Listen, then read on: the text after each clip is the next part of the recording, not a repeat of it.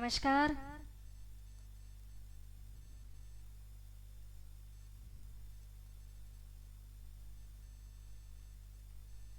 कैसे हैं आप सब? Hello, good evening.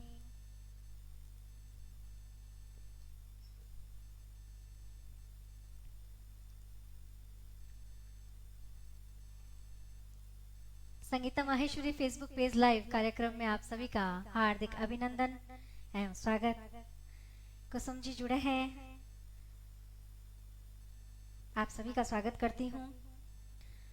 आभा शंकर जी वेलकम।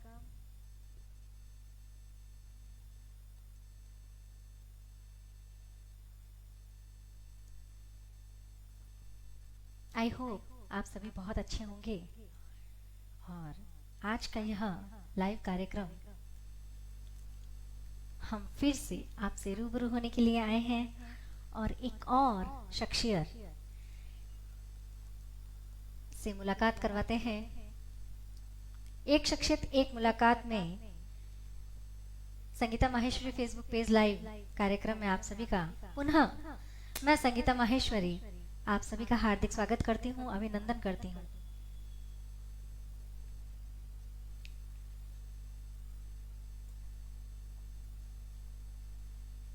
अभी बहुत दिनों बाद मुलाकात हुई है आप सबसे, बहुत ज्यादा मिस किया आप सभी को और आप सभी की डिमांड पर आज यह कार्यक्रम फिर से हम लाइव कर रहे हैं।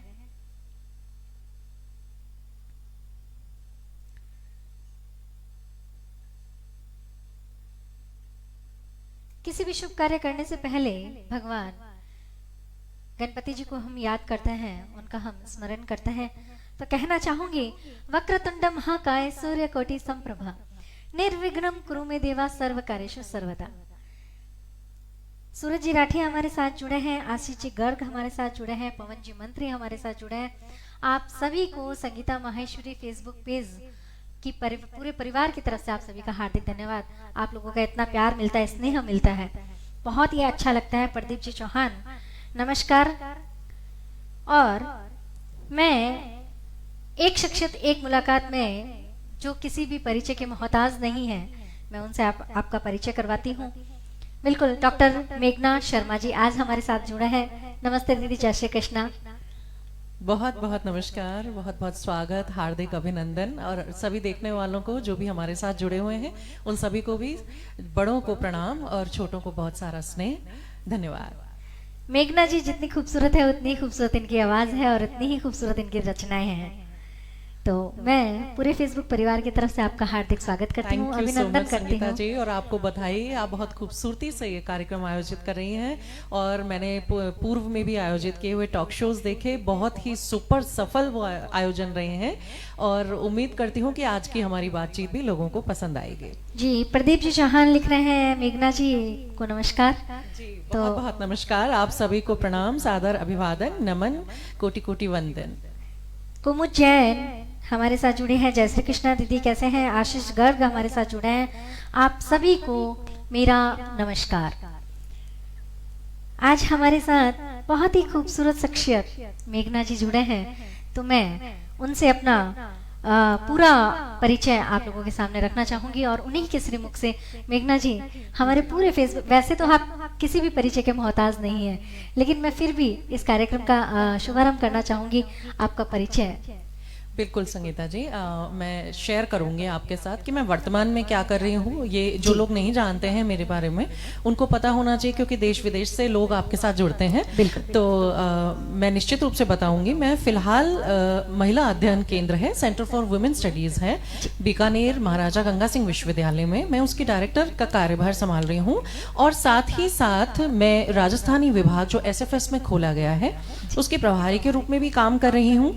और मैं अपना पेरेंट डिपार्टमेंट कैसे भूल सकती हूँ, जिसकी मैं व्याख्याता हूँ, जिसकी मैं असिस्टेंट प्रोफेसर हूँ। हिस्ट्री में पढ़ाती हूँ बच्चों को, और उनको अपने इतिहास के साथ जोड़ने का और इतिहास के गौरवशाली जो क्षण हैं, पल हैं, उनसे जोड़ने का मेरा प्रयास रहता है कि विद्यार्थी इस विषय को ज़्यादा से ज़्यादा अपनाएं, पढ़ें, क्योंकि आज सिविल सर्विसेज के लिए भी इस विषय की सबसे अधिक आवश्यकता होती है। तो इतिहास मेरा फोकस होता है, और बाकी काम मैं महिला अध्ययन केंद्र में भी कर रही हूँ और राजस्थानी विभाग में भी कर रही हूँ। राम गोपाल जी जुड़े हैं, मैं उनका स्वागत करती हूँ, और वो लिख रहे हैं मेघना जी नमस्ते। जी नमस्ते राम गोपाल जी, बहुत बहुत आभार, अभिनंदन, आप हमारे साथ जुड़े। सबसे पहले इस कार्यक्रम का शुभारंभ हम बहुत ही प्यारी सी कविता से करना चाहेंगे। जी मेघना जी, आज का जो माहौल चल रहा है, और उस माहौल में हम बिना वजह सभी को मुस्कुराहट देने की कोशिश करते हैं, उनके चेहरे पे हंसी लाने की कोशिश करते हैं।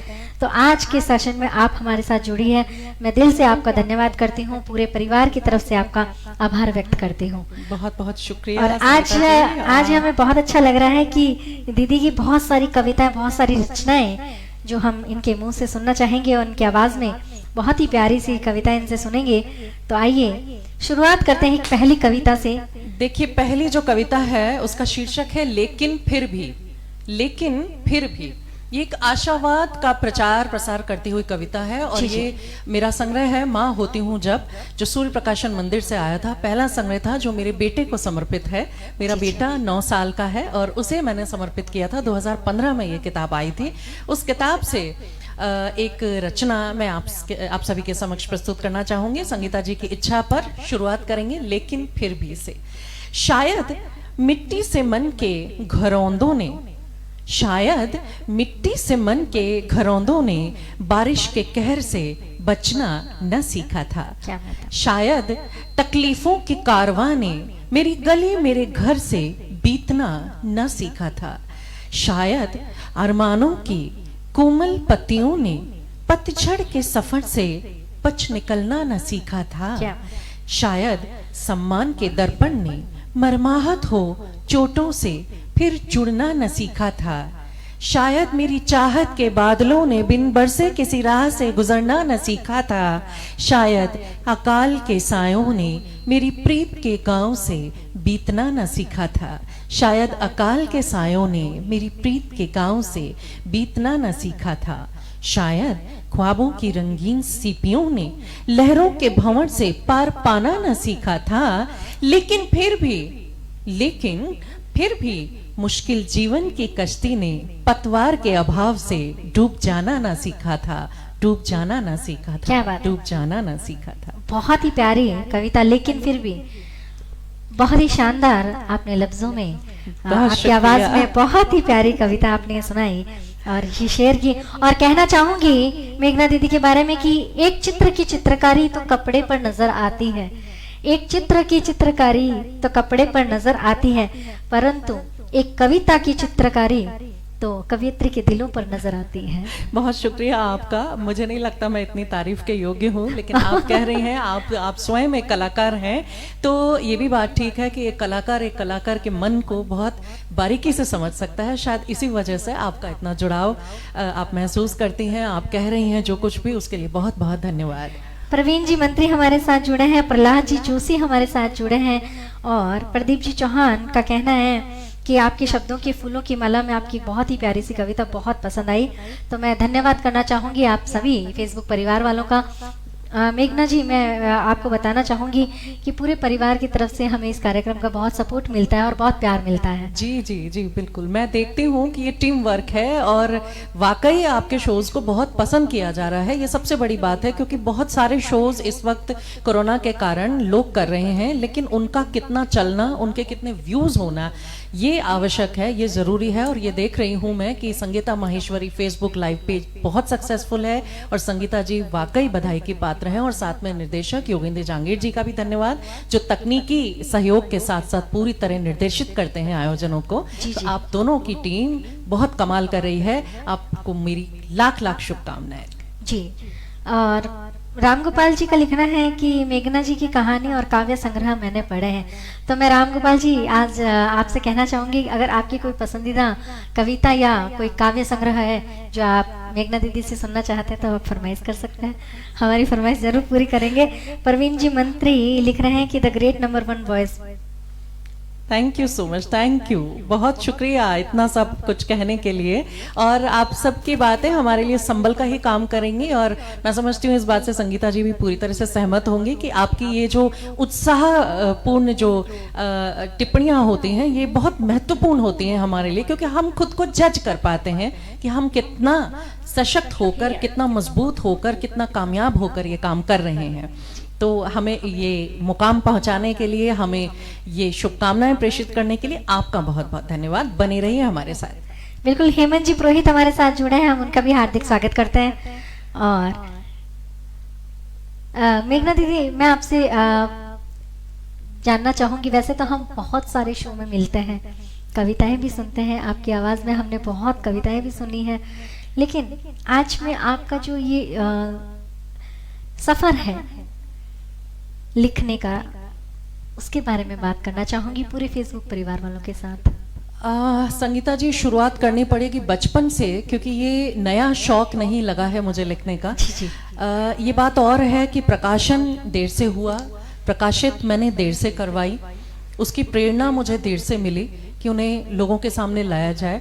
लेकिन स्वांत सुखाए मैं लिखा करती थी बचपन से, जब स्कूल टाइम में स्कूल की मैगजीन्स के लिए आर्टिकल्स, कविताएं मांगी जाती थी, तो उस वक्त मैं लिखा करती थी। और जीवन में जो कुछ भी मैंने महसूस किया, मेरी कविताओं में मैंने कभी भी मैनिपुलेशन करने की कोशिश नहीं करी। ये बहुत मैं इसे ईमानदारी के साथ स्वीकार करूंगी कि मैंने ये सोच के नहीं लिखा कि आज मुझे इस विषय पर लिखना है। जो अंदर से आया, जो अंदर से खुलबुलाता है, एक कलाकार, बहुत सारे कलाकार जो कि हमारे साथ जुड़े हुए होंगे तो वो समझ सकते होंगे कि एक विचार जब कौंधता है, जैसे एक नृत्य करने वाले व्यक्ति के पैर अपने आप उठते हैं, अपने आप चलते हैं, उसे मजबूर नहीं करना पड़ता खुद को किसी दूसरे कारण से अपना काम करने के लिए। इस तरह विचार बहुत ज्यादा सोचने की बचपन से मेरी आदत रही है। विचार कुलबुलाते थे, कौंधते थे, और जब तक मैं उन्हें कागज पे लिख नहीं डालती थी, परिपक्वता के मायने जरूर बदले, क्योंकि परिपक्वता के मायने जब मैं स्कूल में थी तब अलग थे, जब मैं कॉलेज में थी तब अलग थे, जब विवाह हुआ तो अलग भावनाएं हुई, जब संतान हुई तो अलग भावनाएं पैदा हुई, और आज जब मैं धीरे धीरे उम्र के पड़ाव लेती चली जा रही हूँ, आगे बढ़ती चली जा रही हूँ, तो मेरी परिपक्वता के मायने पल पल बदल रहे हैं, वो और परिष्कृत हो रहे हैं। तो जैसे जैसे विचारों का उद्भव हुआ, विचारों का जैसे जैसे पकना हुआ, उस तरह से कलम पकती है, उसी तरह से लेखनी जैसे कुम्हार घड़े को गढ़ता है, इस प्रकार से गढ़कर वो कलम कच्ची से पक्की होने की शुरुआत करती है। और मैं तो अभी अपने आप को विद्यार्थी ही मानती हूँ। आप सभी लोग इतना मान देते हैं, उसका बहुत बहुत आभार।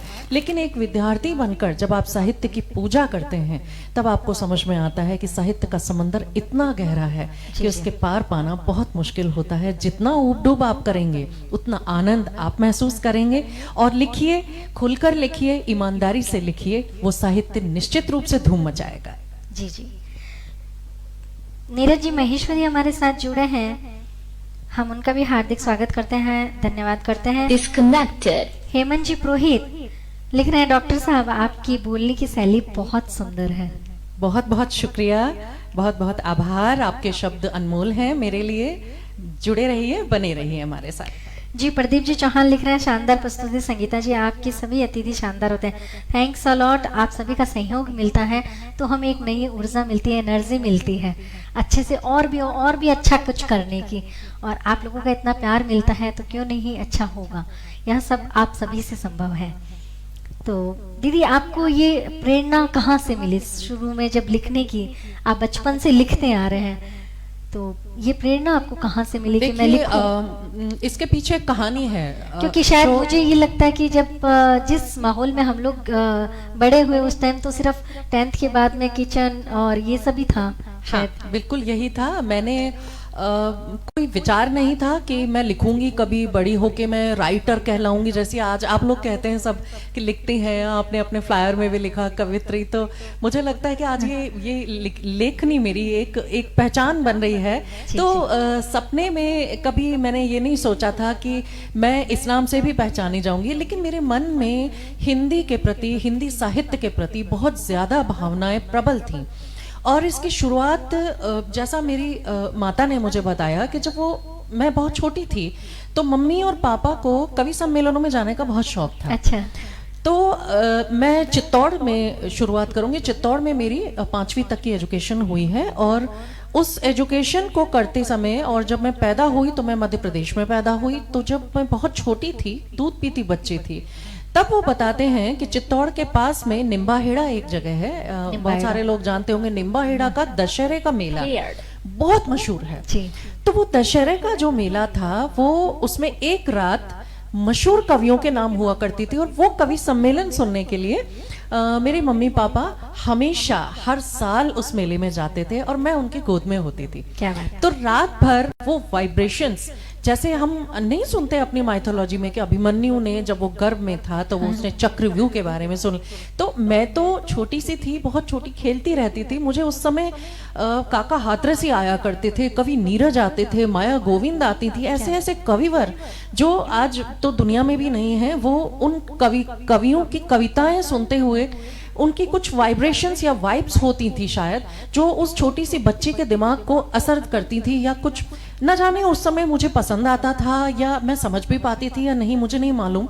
लेकिन मेरी माँ ने क्योंकि ये बात मुझे बताई, तो मुझे लगता है कि कहीं वो वाइब्रेशंस असर कर गई, और मेरे अंदर कविता का कीड़ा, जैसे मैं कहूंगी कि कीड़ा था, या वाइब्रेशंस थी, या संवेदनाएं थी, स्पंदन थे।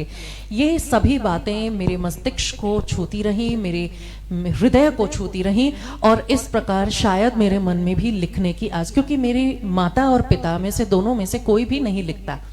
तो ये कहाँ से मेरे अंदर ये भावना आई, तो उसे मैं ये कहूंगी कि जरूर वो मेरे बचपन का जो निम्बाहेड़े का मेला होता था और वो जो कवि सम्मेलन होता था, उसी के कारण ये भावना डेवलप हुई, और धीरे धीरे साहित्य के प्रति रुझान बढ़ता ही चला गया।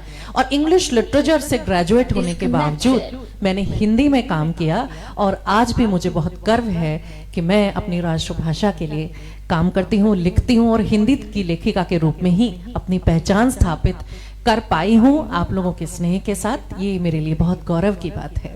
जी, दलजीत सिंह जी जुड़े हैं हमारे साथ, हम उनका स्वागत करते हैं। श्री राम जी अग्रवाल हमारे साथ जुड़े हैं, धर्मेंद्र जी सोनी हमारे साथ जुड़े हैं। हम सभी का, पूरे फेसबुक परिवार का हार्दिक स्वागत एवं अभिनंदन करते हैं। दलजीत सिंह जी लिख रहे हैं कि संगीता जी, मेघना जी के गाने भी बहुत सुंदर है, आप उनसे गाना जरूर सुनिएगा। तो आप लोग बने रहिए, जरूर गाना भी सुनेंगे। उससे पहले प्रदीप जी भी की यह रिक्वेस्ट है कि हम ये गाना ज़रूर सुने, लेकिन कुछ कविताएं हो जाए उसके बाद में ज़रूर आपकी ये फरमाइश भी हम पूरी करेंगे। और दीदी के लिए मैं कहना चाहूँगी कि ईश्वर ने बहुत ही कीमती कम रत्न बनाए हैं, ईश्वर ने भी कीमती रत्न गिनती के ही बनाए हैं।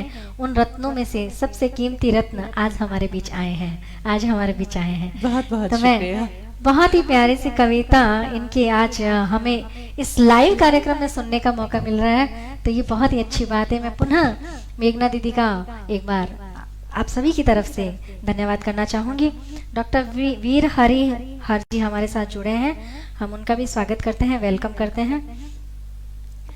दीदी एक और कविता हाँ, जो आपका निश्चित रूप से ये कविता परिचय देती है हर स्त्री का, हर उस स्त्री का जो अपना मुकाम बनाना चाहती है, हर उस स्त्री का जो चारों ओर फिजाओं में अपने आप को शामिल पाती है, जो आगे बढ़ रही है, जिसे आगे बढ़ने की ललक है, जो और स्त्रियों को आगे ला रही है। उन स्त्रियों के नाम, परिचय नाम की एक कविता शीर्षक से मैं एक सभी स्त्रियों का प्रतिनिधित्व करते हुए यहाँ उस कविता को प्रस्तुत कर रही हूँ। परिचय। नीले आसमान में वजूद है मेरा, नीले आसमान में वजूद है मेरा, वो संघर्ष की सफेद सी बदली, कभी उड़ती कभी थमती, हाँ वही हूँ मैं। घर के हर कोने में वजूद है मेरा, रिश्तों को सहेजती मासूम सी कली, खिलती महकती, हाँ वही हूँ मैं। संसार की बगिया में वजूद है मेरा, वो खुशबू सी महकती ठंडी हवा सी, मिलती खुलती, हाँ वही हूं मैं। सागर की लहरों पर, सागर की लहरों पर वजूद है मेरा, वह बूंद बूंद की लड़ी कभी कश्ती को छूती, साहिल से मिलती, हाँ वही हूं मैं। कविता के बहाव में वजूद है मेरा, वह कलम व कल्पना गजल में समाई गहराई, हाँ वही हूं मैं। कहाँ खोज रहे हो मुझे, कहाँ खोज रहे हो मुझे, वजूद है मेरा हर दिशा हर उम्मीद में, हर तलाश में, हाँ वही हूं मैं, वही हूं मैं, स्त्री हूं मैं। क्या बात, बहुत ही शानदार स्त्री हूँ मैं, बहुत ही अच्छी रचना हम महिलाओं को समर्पित। जेठाराम जी पवार हमारे साथ इटली से जुड़े हैं, हम उनका भी हार्दिक स्वागत करते हैं। बहुत बहुत स्वागत, अभिनंदन। और दीदी मैं आपको बताना चाहूँगी, ये इटली में रहते हुए भी हमारे आज जो भी कार्यक्रम होते हैं वो दिल से सुनते हैं और शेयर भी करते हैं और उनके बहुत पसंद भी आता है, बहुत बहुत भी अच्छी करते बात हैं। है कि आप सीमा पार भी जो है अपना डंका बजा रही हैं, और ये बीकानेर के लिए शान की बात है। संगीता जी एक नगीना है बीकानेर की, मैं कहना चाहूंगी, और वो सीमा पार भी आज सुनी जा रही हैं। ये बहुत आनंद आ रहा है इस बात को सुनकर मुझे।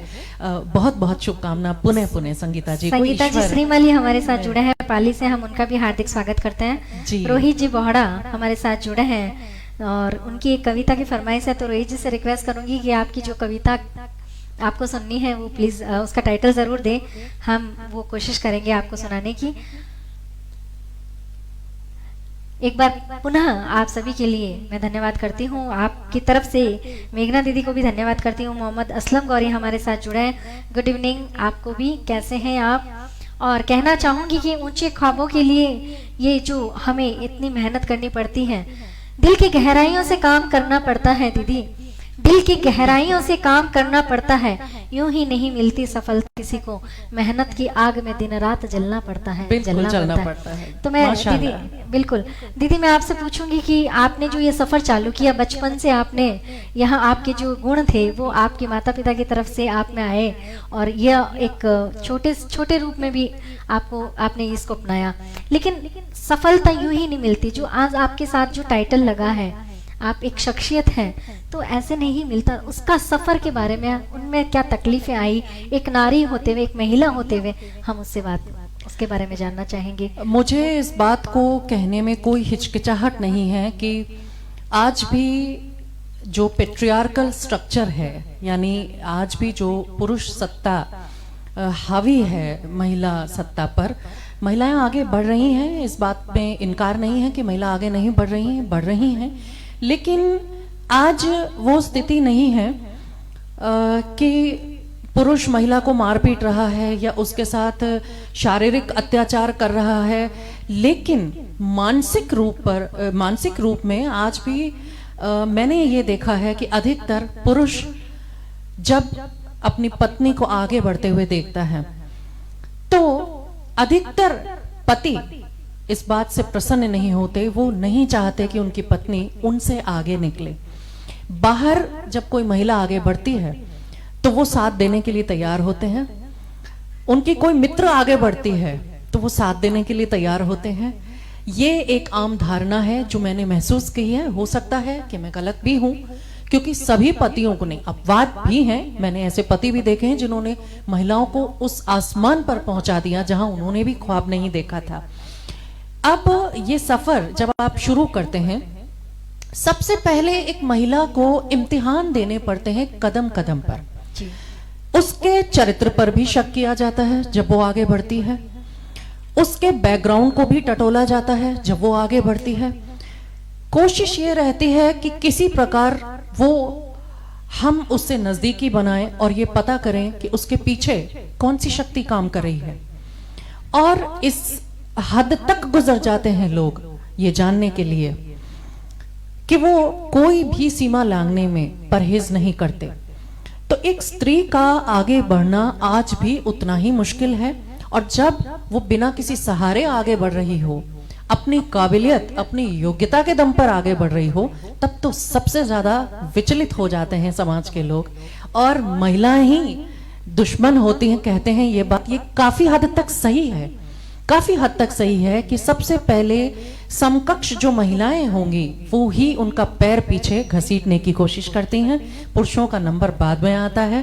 पुरुषों को जब वो टक्कर देती है, पुरुषों के साथ जब वो कंधा मिलाकर और उस कंधे से भी आगे निकलने का प्रयास जब उसका होता है, तो पुरुष भी विरोध में आ खड़े होते हैं। तो बहुत सारे विरोधों को काट कर आगे बढ़ना पड़ता है। और कुंदन की तरह जब बनना अगर आपने स्वीकार किया हो, तो तपने से आपको परहेज कभी नहीं रखना होगा। मैं समझती हूँ कि अपने पथ पर निरंतर बहरे होकर आप जब तक आगे नहीं बढ़ेंगे, आलोचनाओं को अनसुना नहीं करेंगे, तब तक आप सफल नहीं हो सकते। और सफल होने के लिए ये बहुत ज्यादा जरूरी है कि आपका लक्ष्य सिर्फ अपना टारगेट हो। सिर्फ अर्जुन को जिस तरह से मछली की आंख देखनी थी और उसने मछली की आंख को देखकर तीर लगाया, तो उस आंख के अलावा हम अगर मछली को देखेंगे, वो मछली जहां टंगी हुई है उस चक्र को देखेंगे, तो हम भटक जाएंगे। और हमें अपने आप को टारगेटेड करते हुए आगे बढ़ना पड़ेगा। मुश्किलें आती हैं, समाज को आगे बढ़ती हुई महिला, सफल महिला आज भी हजम नहीं होती आसानी से, बहुत मुश्किल होता है सफर। और लेकिन जो महिलाएं ये ठान लेती हैं कि उन्हें इन सब के पार जाना है, वो महिला बिल्कुल नहीं डिगती। जैसे संगीता जी, मैं तो संगीता जी का उदाहरण दूंगी कि वो भी अपने आप में एक ऐसी ही सशक्त महिला है। तो आगे बढ़ने के लिए आपको ये सशक्तता अपने अंदर पैदा करनी होगी और लोगों को अनसुना और नजरअंदाज करने का एटीट्यूड, जी मैं एटीट्यूड शब्द का इस्तेमाल कर रही हूं, जब तक आप नहीं रखेंगे तब तक वो आपकी टांग की छाई करते रहेंगे। तो आपको इनसे निडर होकर निकल कर आगे दिखाना है कि हम कितने सशक्त हो चुके हैं और उन मुश्किलों से पार पाना है। क्या बात है।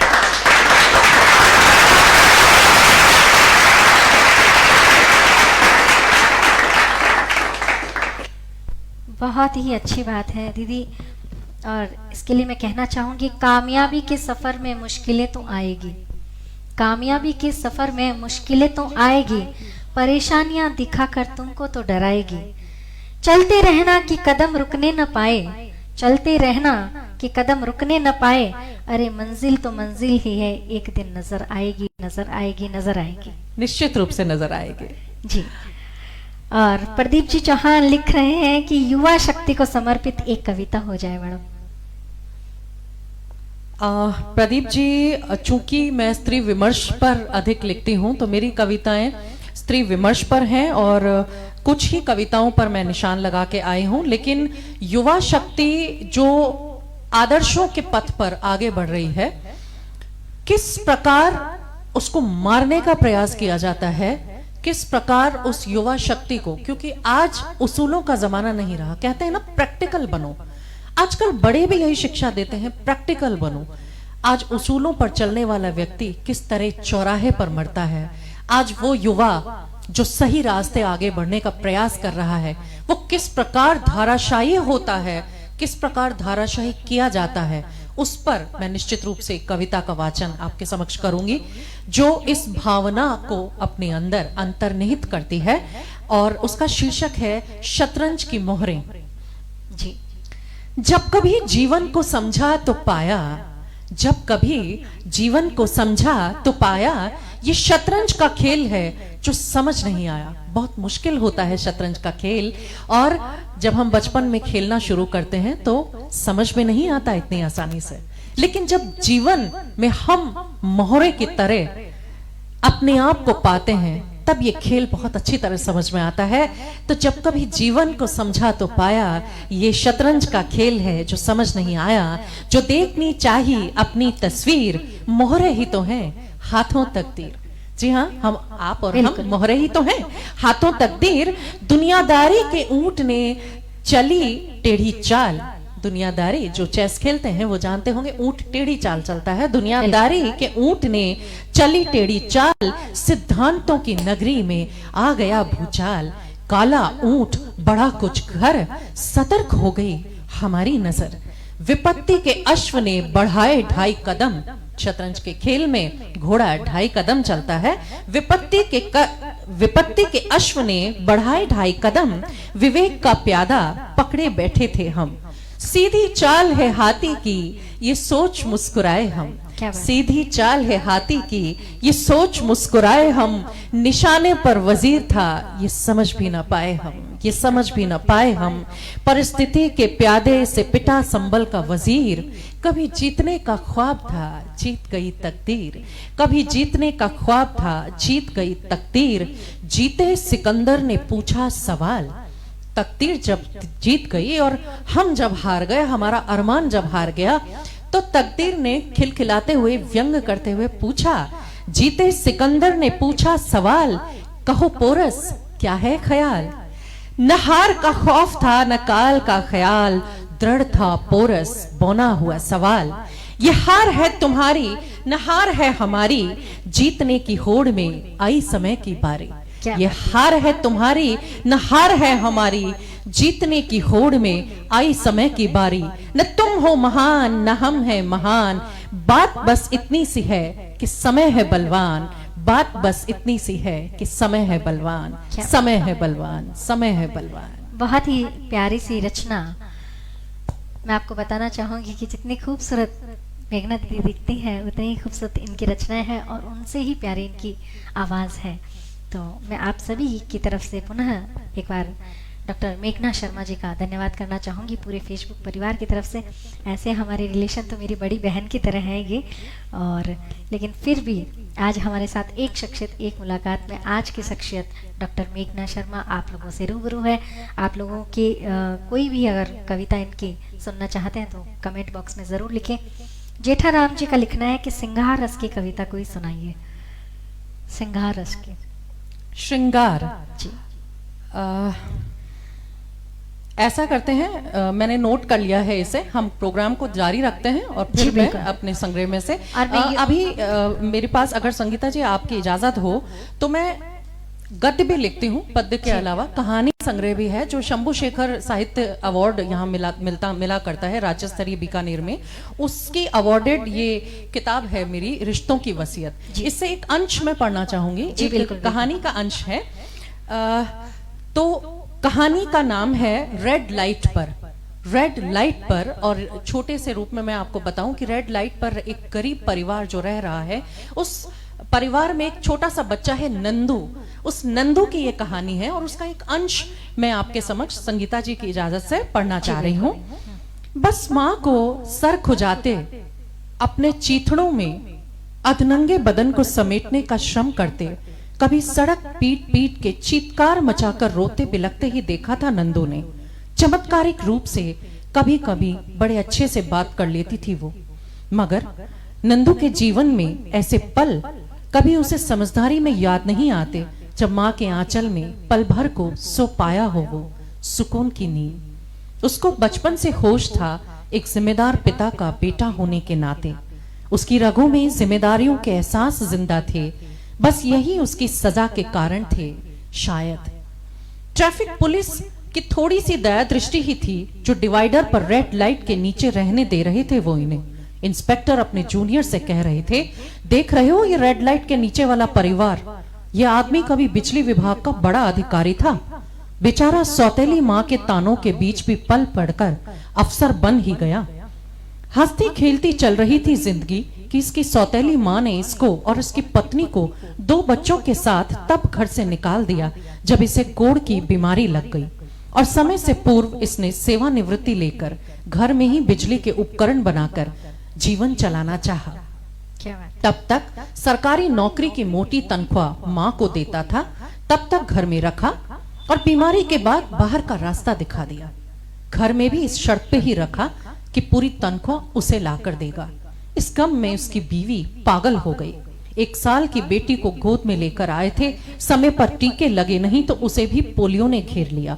ये एक लड़का है नंदू इस परिवार का ठीक ठाक, जो बेचारा फूल कभी रेवड़ियां बेचकर अपनी भूख का इंतजाम करता है और साथ में अपने परिवार की भूख का भी। जय हिंद सर। फोन की घनघनाती घंटी पर रिसीवर उठाकर पुलिस वाले ने अपने सीनियर अधिकारी को अभिवादन किया। उधर से एक रौबीली आवाज ने आदेश दिया कि 3 तस्कर अफीम की गाड़ी लेकर उस तरफ नाका तोड़कर आए हैं, तुरंत नाकेबंदी करनी है, हर गाड़ी की चेकिंग होगी, अलर्ट। और पुलिस वालों की जिंदगी भी हत्या, लूट, आगजनी, बलात्कार, हादसों से इतर जब कभी भूले भटके भी संवेदनाओं में गोते लगाने का प्रयास करती है, तो कोई न कोई घटना या ऊपर से मिला आदेश उन्हें फिर से याद दिला देता है एक ही झटके में कि वो पुलिस वाले हैं।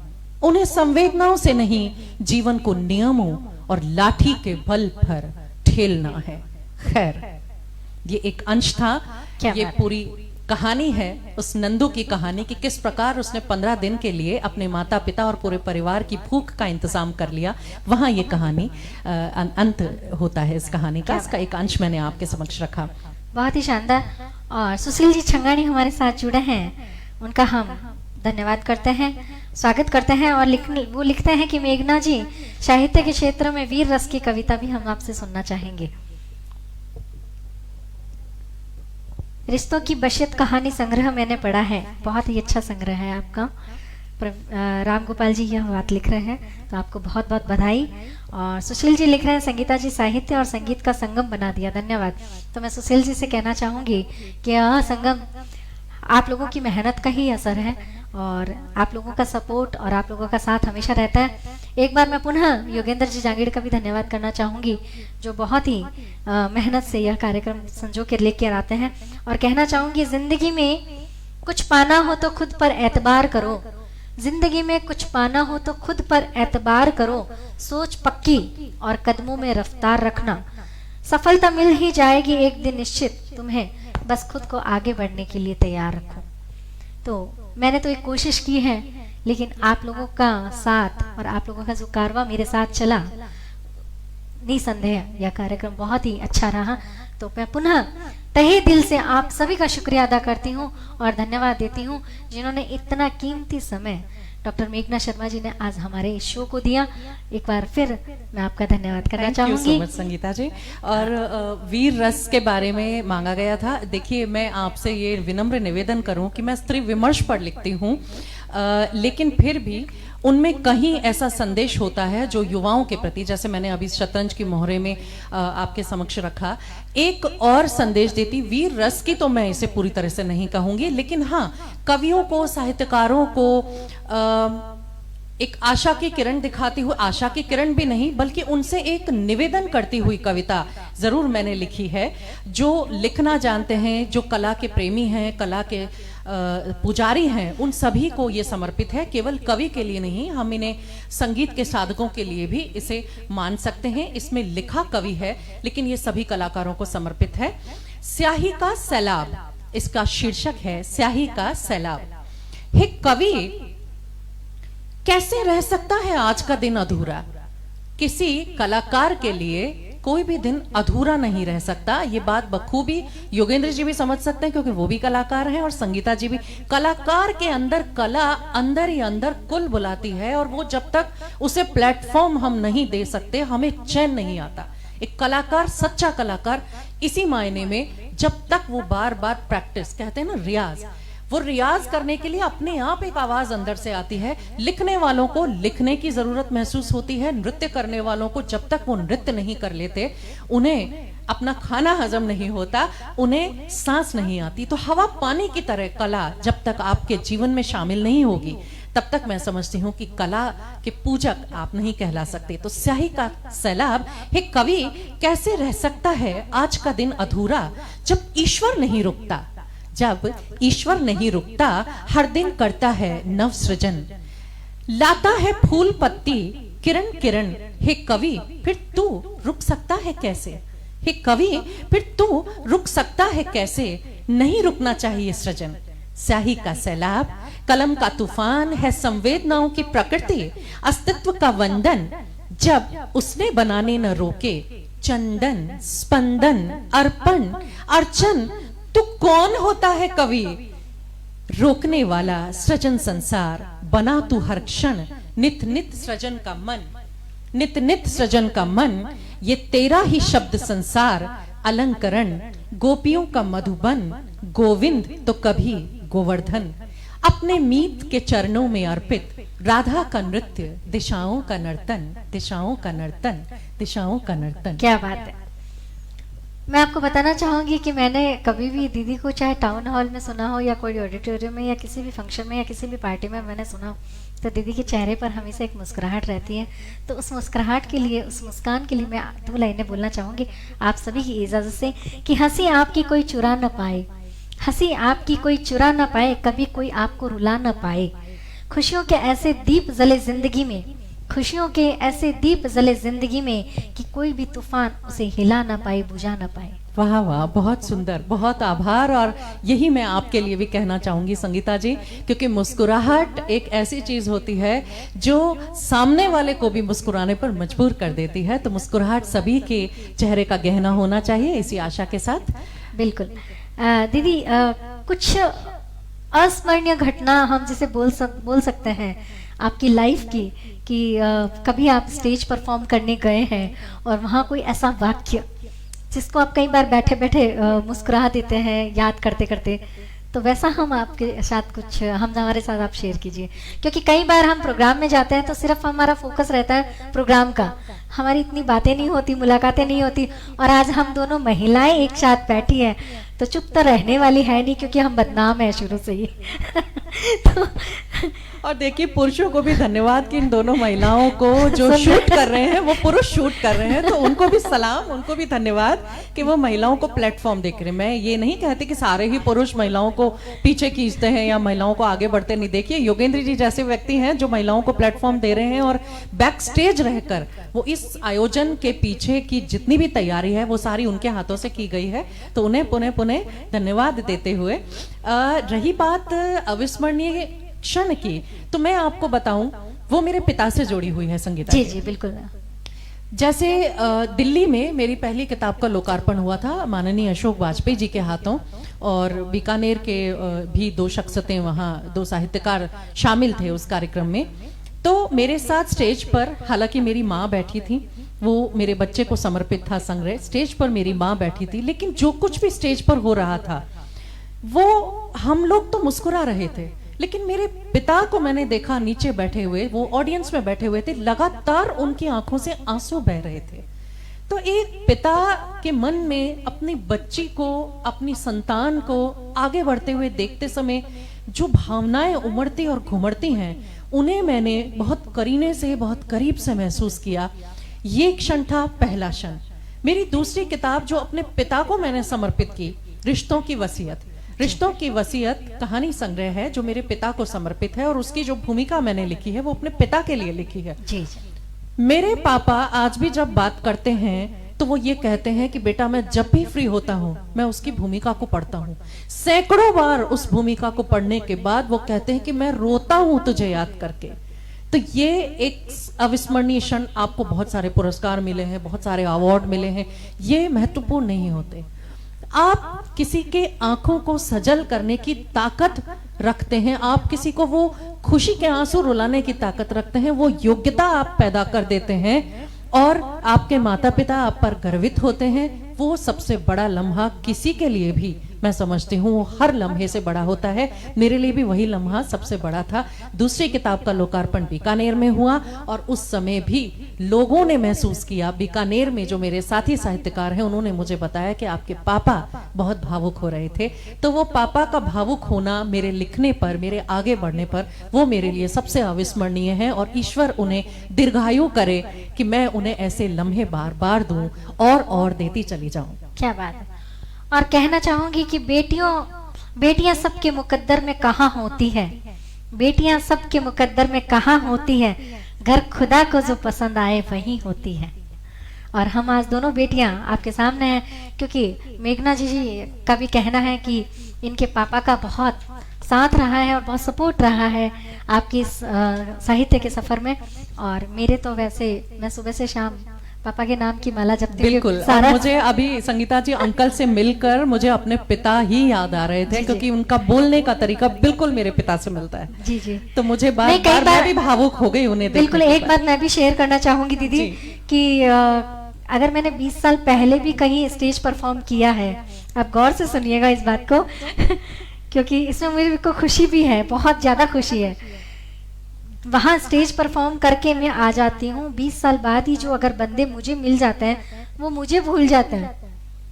कि आपने परफॉर्म और किया पापा क्या, को याद लेकिन रखते हैं। पापा को वो ये जरूर याद रखते हैं। बिल्कुल। तो ये मेरे साथ बहुत बार नहीं, हुआ उन्हें है। देखकर मुझे अपने पापा की ही याद आई, और ये मैं भावुक भी इसीलिए, कार्यक्रम से पहले ही मैं भावुक हो गई। बिल्कुल उनके बोलने का अंदाज भी वही था, तो मुझे ऐसा लगा जैसे साक्षात मैं अपने पिता के आशीर्वाद के बाद ही यहाँ इस कार्यक्रम में आई हूँ। जी जी बिल्कुल। और मैं बताना चाहूंगी कि कई बार ऐसा होता है कि वो पापा से बात करके चले जाते हैं, मुझे बाद में पता चलता है कि अच्छा हाँ हम गए थे प्रोग्राम में। तो बहुत बार मेरे साथ ऐसा हुआ है, और इसमें मुझे खुशी भी मिलती है कि चाहे मुझे याद रखे न रखे, लेकिन हमारे पेरेंट्स, हमारे पिताजी को सब लोग याद रखते हैं कि हाँ संगीता जी के पापा है। तो मुझे बहुत खुशी होती है इस बात की, और हम भाग्यशाली हैं, किस्मत वाले हैं कहना चाहूंगी। और मैं तो बहुत ही ज्यादा किस्मत वाली हूँ कि मुझे माँ और पापा दोनों का प्यार उनसे मिला।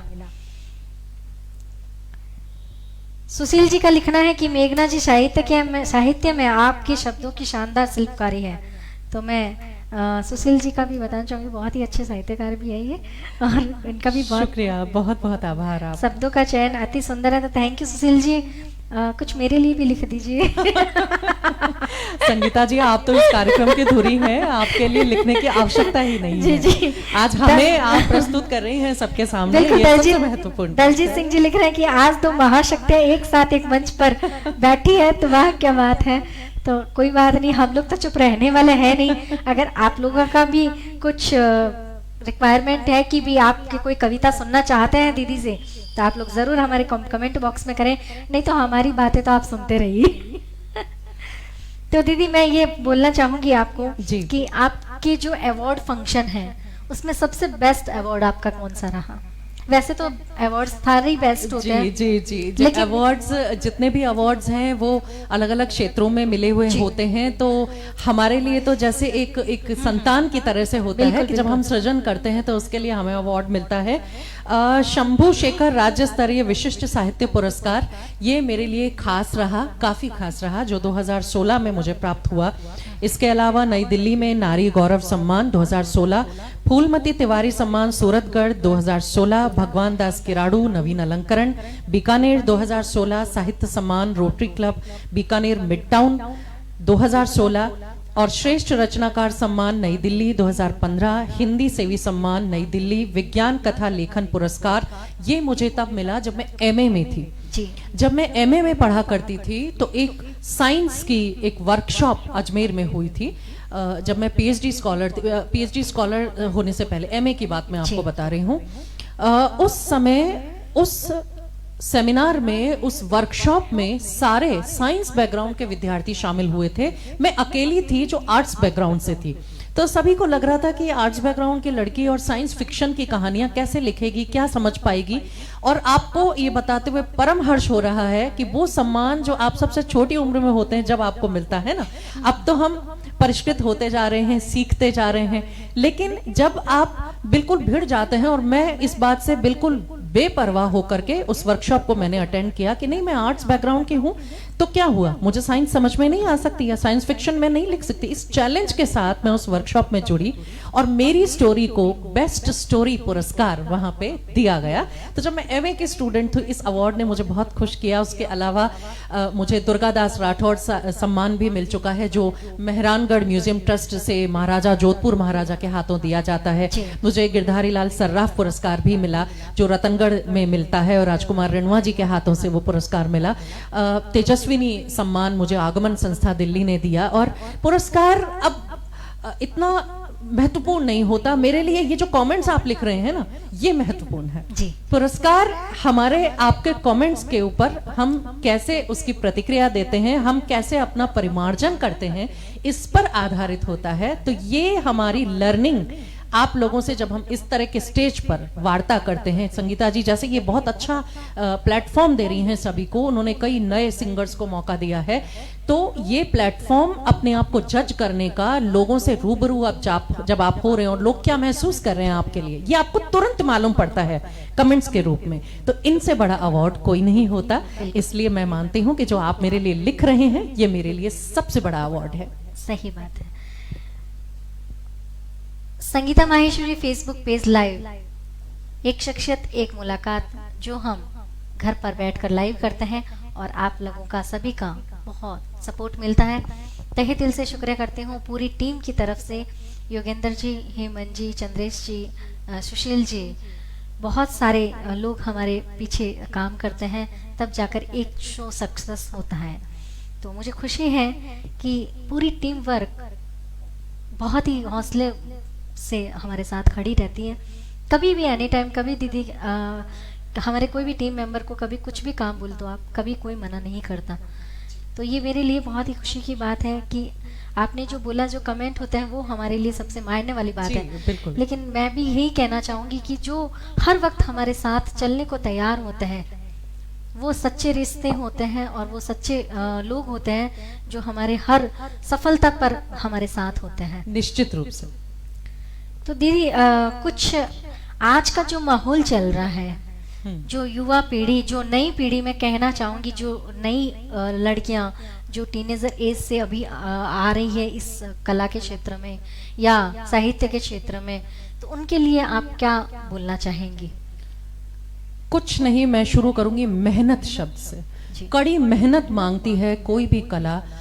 हम उदाहरण के रूप में जब देखते हैं किसी को कोई मेडल मिलता है, किसी को कोई अवार्ड मिलता है, हम उसके जैसा बनना तो चाहते हैं। सबकी इच्छा होती है कि अरे वो ऐसा मिल गया, हमारे साथ क्यों नहीं।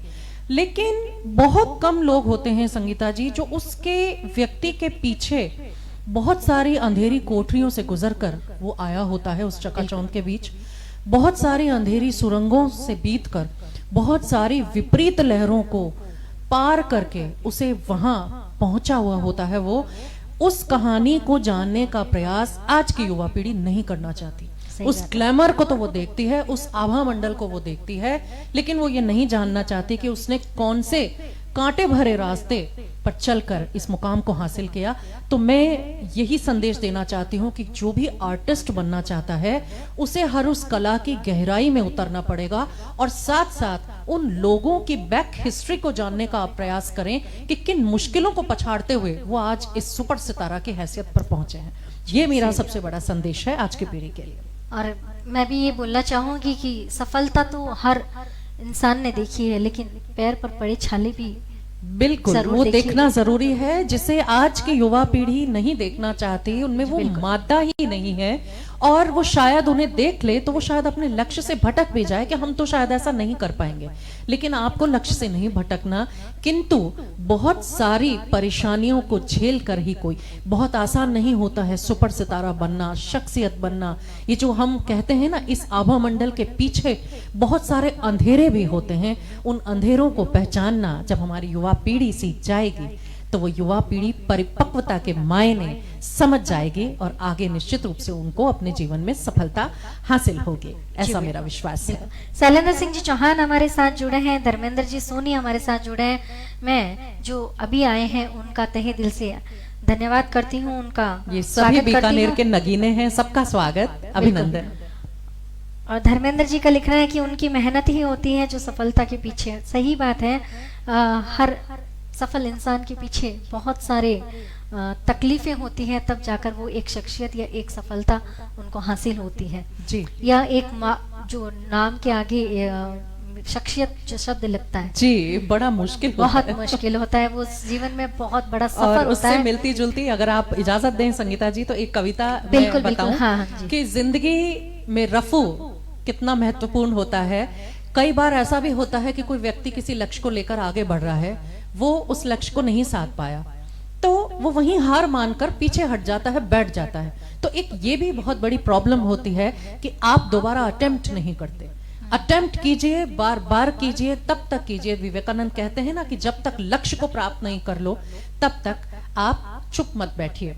तो रफू की हुई जिंदगी का अर्थ है हर व्यक्ति के जीवन में रफू है, वो कहीं छुपा होता है, दिखाई नहीं देता, लेकिन उस रफू को छुपाकर, उस रफू के दर्द को सीने में छुपाकर, अपने अंदर समेट कर जब वो व्यक्ति मुस्कुराता है तो उसी व्यक्ति को शख्सियत कहा जाता है। ये शख्सियत की पहचान होती है, ये शख्सियत की परिभाषा होती है। रफू की हुई जिंदगी में ऐसा ही एक संदेश लेकर मैं इस कविता को आपके समक्ष प्रस्तुत कर रही हूँ। कतरनों से क्या उम्मीद लगाए कोई, कतरनों से क्या उम्मीद लगाए कोई, जिसको जितना चाहिए था ले चुका। कतरनों से क्या उम्मीद लगाए कोई, जिसको जितना चाहिए था ले चुका, चीथड़ों में भी ठग सकने को जख्म अपने, लुट कर वो मासूम चाहना लगा पर कर न सका। क्या जाने कभी कोई मखमल सा रिश्ता लगा जाए पैबंद, फटे चीर रफू की हुई जिंदगी में, और शायद कुछ सलमा सितारों की झिलमिल से लग जाए कीमत ऐसा साथ की, तार तार हुए कीमती नाजुक चाहत के धागों पर, फिर रंगों की छींट सी दुकान रंगरेज आ जाए बाहर से, ओढ़कर शायद सूखे टाट का दुशाला ही कोई तनिक दे जाए मंजिल, सर्द हवाओं के मौसम में साथ होने की गर्माहट से। तो साथी मिलेंगे, टीम मिलेगी, लेकिन उसके लिए मेहनत की जरूरत है। आज ये आयोजन भी आप तक एक टीम के कारण पहुंच रहा है, तो उस टीम को तलाशना, उस टीम का चयन करना आपके विवेक पर निर्भर करता है। अपने विवेक को सजग रखिए, सतर्क रहिए और अपनी टीम बनाकर आगे बढ़िए। राजू मोहता जी हमारे साथ जुड़े हैं, हम उनका भी हार्दिक स्वागत करते हैं। आशीष गर्ग हमारे साथ जुड़े हैं। प्रवीण जी मंत्री का एक बार पुनः मैं धन्यवाद करना चाहूंगी। वो लिख रहे हैं द ग्रेट नंबर 1 वर्ड्स, आपके शब्द उनमें बहुत अच्छे लगे, तो मैं तहे दिल से शुक्रिया अदा करती हूँ आपका और पूरे फेसबुक परिवार वालों का।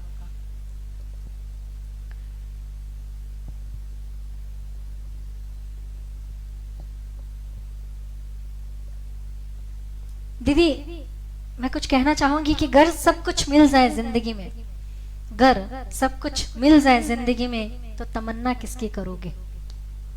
कुछ अधूरी ख्वाहिशें ही तो जिंदगी जीने का मजा देती है।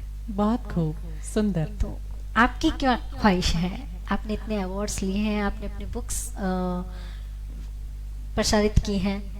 मेरी ख्वाहिश ये है संगीता जी कि मैं सीखते ही चली जाऊं, और ऐसी कोई मंजिल मैंने तय नहीं कर रही कि मुझे वहां पहुंचना है, क्योंकि आज के दौर में ऐसा साहित्य भी रचा जा रहा है जो सिर्फ अवार्ड्स को देखकर रचा जा रहा है। मैं इस बात को कहने में, मैं पहले भी टॉक शोज में आई हूँ, अजमेर लेखिका मंच पर भी मैंने ये बात की थी कि कुछ साहित्यकार सिर्फ इसलिए लिखते हैं कि हमें फला फला अवार्ड लेना है। तो जब तक आप इस तरह से टारगेटेड होकर कला को यूज करेंगे तो वो कला कमजोर हो जाती है, और जब आप निर्विघ्न रूप से सिर्फ उस कला को मांझने का प्रयास करते रहेंगे, उस कला में विद्यार्थी की तरह शामिल रहेंगे, तो वो कला बार बार निखरेगी और अधिक से अधिक निखरेगी।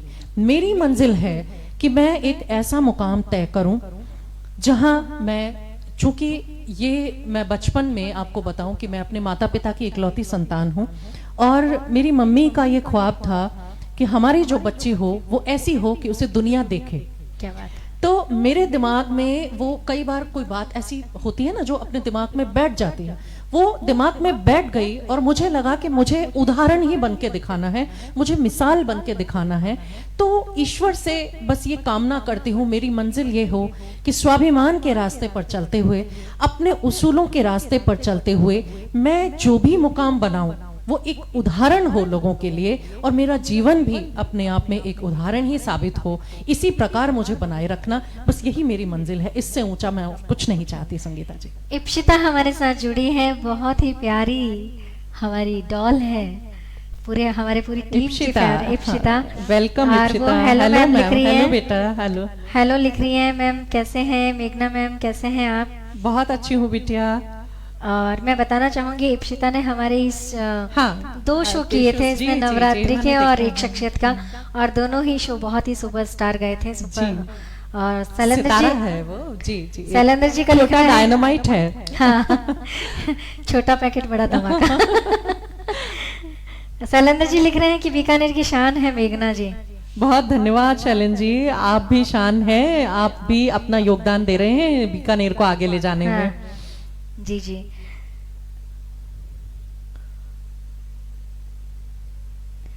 इप्सिता लिख रही है मैं अपने पेरेंट्स की नन्ही सी परी हूँ, और आप साथ में आप लोगों की भी छोटी सी परी हूँ। बिल्कुल परी हो गुड़िया, परी ही बनी रहोगी हमारे दिलों में हमेशा।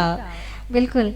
मैं आप सभी का धन्यवाद करना चाहूंगी, शुक्रिया अदा करना चाहूंगी, और हमारे शो की डिमांड है मेघना दीदी से गाना सुनने की, तो हम रिक्वेस्ट करते हैं मेघना दीदी कि वो अपनी आ, आवाज जी, में एक प्यारा जी, सा जब- गाना गुनगुना दे। अब देखिए यहाँ तो मैं शैलेंद्र जी जुड़े हुए हैं, यहाँ पे आपके सारे जो बीकानेर के सिंगर्स हैं वो सारे आपके ग्रुप में फॉलोअर्स हैं।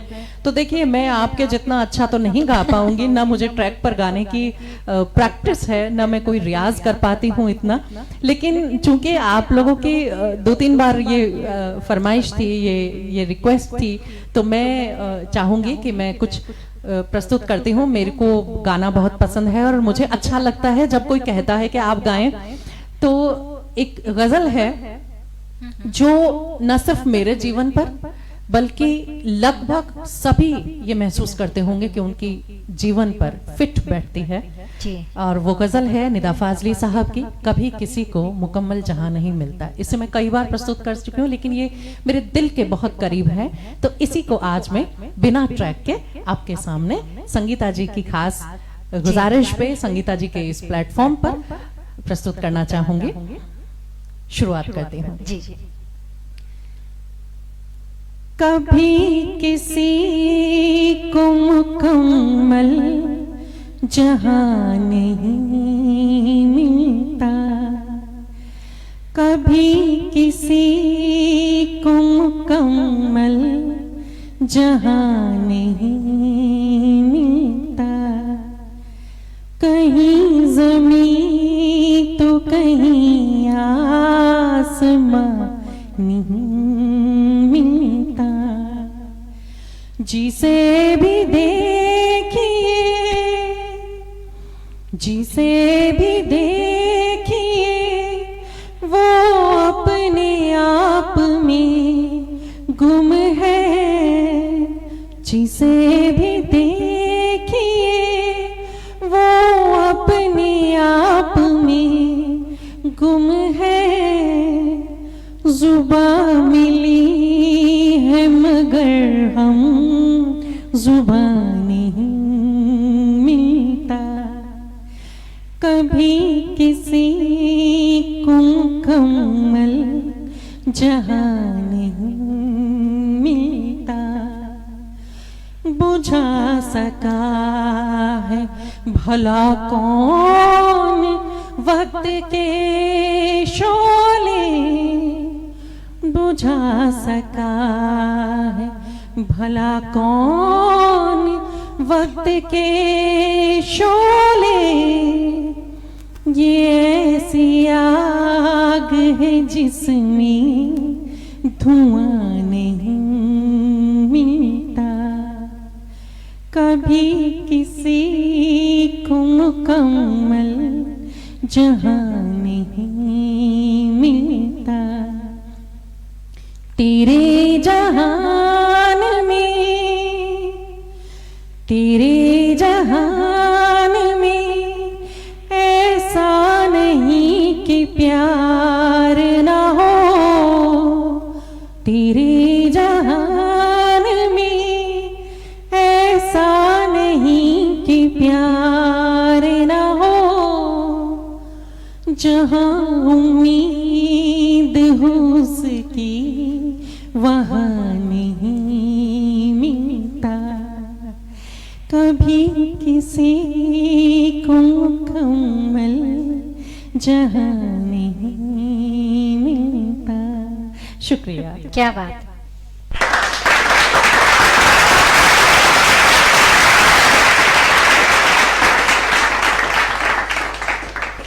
Thank you so much.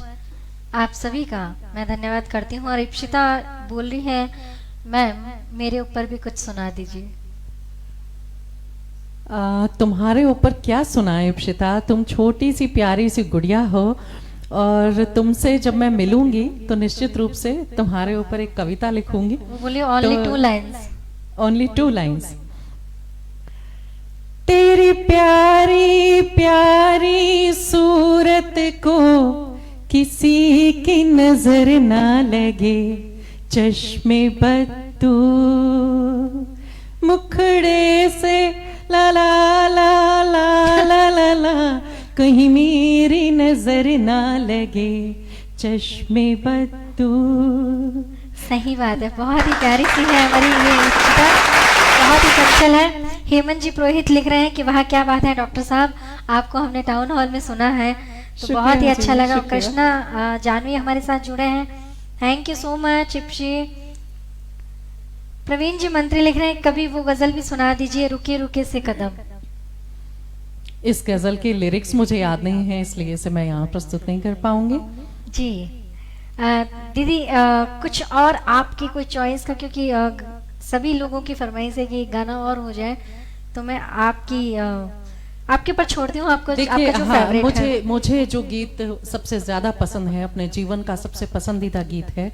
Akashvani में भी, प्रसार भारती में मेरा इंटरव्यू मंदाकिनी जोशी जी ने किया था और वहाँ भी मुझसे ये कहा गया था कि आपका पसंदीदा गीत हम बजाएंगे। तो हालांकि उन्होंने तो फिल्म से बजाया, लेकिन आप कह रहे हैं कि मैं गाऊं, तो मैं 2 पंक्तियां उस गीत की भी सुनाने का प्रयास करती हूँ। मुझे प्रैक्टिस नहीं है, मैं बार बार आपसे कह रही हूँ, लेकिन आप लोग चूंकि पसंद कर रहे हैं इसे, ये तो आपका बड़प्पन है। इतने बड़े बड़े सिंगर्स इस प्रोग्राम में जुड़े हुए हैं और वो इसे पसंद कर रहे हैं, तो ये मेरे लिए खुशी की बात है। एक्स्ट्रा बोनस पॉइंट्स जो है मैं अपने आप को दूंगी इस बात के लिए। तो जो गीत है वो अनूप घोषाल साहब का गाया हुआ गीत है और मासूम फिल्म से है।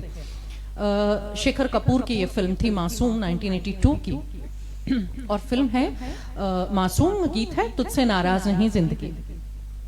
जी तुझसे नाराज नहीं जिंदगी, हैरान हूँ मैं, हो हैरान हूँ मैं, तेरे मासूम सवालों से परेशान हूँ मैं, हो परेशान हूँ मैं, तुझसे नाराज नहीं जिंदगी, हैरान हूँ मैं, हो हैरान हूँ मैं, जीने के लिए सोचा ही नहीं, दर्द संभालने होंगी, मुस्कुराए तो मुस्कुराने के कर्ज उतारने होंगे,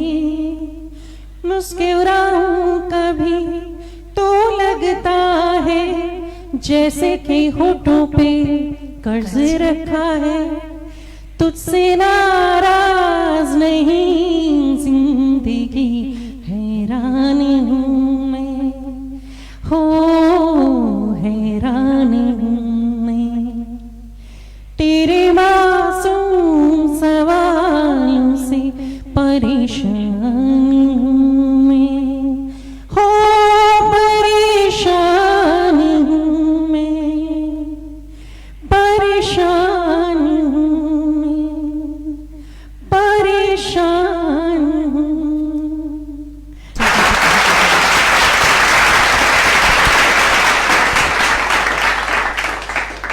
और कहना चाहूंगी मंजिल पर सफलता का निशान चाहिए, मंजिल पर सफलता का निशान चाहिए, होठों पे खिलती हुई मुस्कान चाहिए, बहलने वाले नहीं हम छोटे छोटे टुकड़ों से, बहलने वाले नहीं हैं हम छोटे छोटे टुकड़ों से, हमें तो पूरा आसमान चाहिए, आसमान चाहिए। तो आप लोगों की जो प्यार मिल रहा है, बहुत सारे कमेंट्स की तरह इतने सारे कमेंट्स मिल रहे हैं, तो हमें सिर्फ 1-2 लाइक से नहीं, आपके बहुत सारे कमेंट्स, आपका बहुत सारा प्यार हमें चाहिए। और उस प्यार के लिए आप लोगों ने इतना सपोर्ट करते हैं, इतना प्रेम देते हैं, इतना स्नेह देते हैं, उसके लिए मैं शुक्रिया अदा करती हूँ। राज बोहरे जी हमारे साथ जुड़े हैं, बहुत ही शानदार व्यक्तित्व, उनका हम स्वागत करते हैं। प्रवीण जी मंत्री का भी हार्दिक, आशीष गर्ग जी का भी हार्दिक अभिनंदन। आप सभी का मैं तहे दिल से शुक्रिया अदा करती हूँ। एक शख्सियत एक मुलाकात में आज आपके साथ हैं, इतने कीमती समय जो आपने हमें दिया, डॉक्टर मेघना शर्मा जी, मैं तहे दिल से शुक्रिया अदा करती हूँ पूरी टीम की तरफ से। और दीदी आपने इतना प्यारा गाना गाया और हमारे टॉक शो के लिए आपको ये प्यारा सा gift. Thank you so much, thank you so much. बहुत खूबसूरत सी चीज़ है। और देखिए ये मेरे जीवन का, आप कहते हैं ना कि आप पूछ रहे थे ना कि कौन सा अविस्मरणीय क्षण, ये होते हैं, ये छोटे छोटे क्षण ज्यादा अविस्मरणीय होते हैं बजाय बड़े पुरस्कारों के, है ना। तो ये लम्हा है जो जीवन भर मेरे साथ रहेगा। पूरी टीम की तरफ से एक यादगार मोमेंटो है आपको। थैंक यू बहुत ही so प्यारे much. से Thank talk you show so के much. लिए। और मैं पुनः एक शख्सियत एक मुलाकात की पूरी टीम की तरफ से आपका आभार व्यक्त करती हूँ, बहुत बहुत आपका धन्यवाद आभार करती हूँ। आभार और सभी सुनने वालों का, और संगीता जी आपका विशेष आभार। और ईश्वर करे कि आपके ये टॉक शोज आगे और चलते चले जाएं और ये 100 की संख्या को पार कर जाएं, शतक बनाएं, अर्धशतक बनाएं पहले और फिर शतक बनाएं, और उसके बाद भी हमारे जब भी जरूरत होगी हम आपकी टीम में ही, आप समझे, हमें अपने आप के साथ शामिल माने, हम आपके साथ हमेशा जुड़े हुए रहेंगे। जी, चलते चलते एक और कविता हम इस कार्यक्रम की अंतिम कविता लेंगे आपसे, दीदी की प्यारी सी आवाज में सुनना चाहेंगे, क्योंकि वक्त का पता नहीं चलता और मैं नहीं चाहती कोई भी कमेंट करे कि जब दो औरतें साथ में बोलती है तो समय का पता नहीं चलता।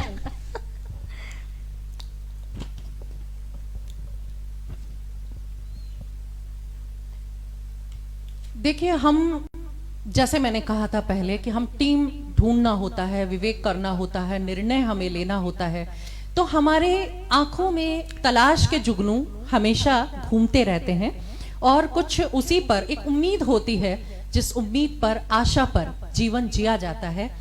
और इन्हीं लोगों के बीच, इसी दुनिया में से कुछ हीरे हमें अपने लिए तलाशने होते हैं, जो हमारी पूरी मदद करते हैं, जो हमारे साथ खड़े होते हैं, हमारे सुख दुख को बांटते हैं।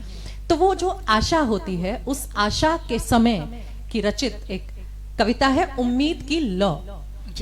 वो कौन होगा, जब उम्मीद करते हैं हम तो लिखते हैं, वो कौन होगा जो गरजते हुए कर देगा मेरे अंधेरों को चीर डालने का शंखनाद।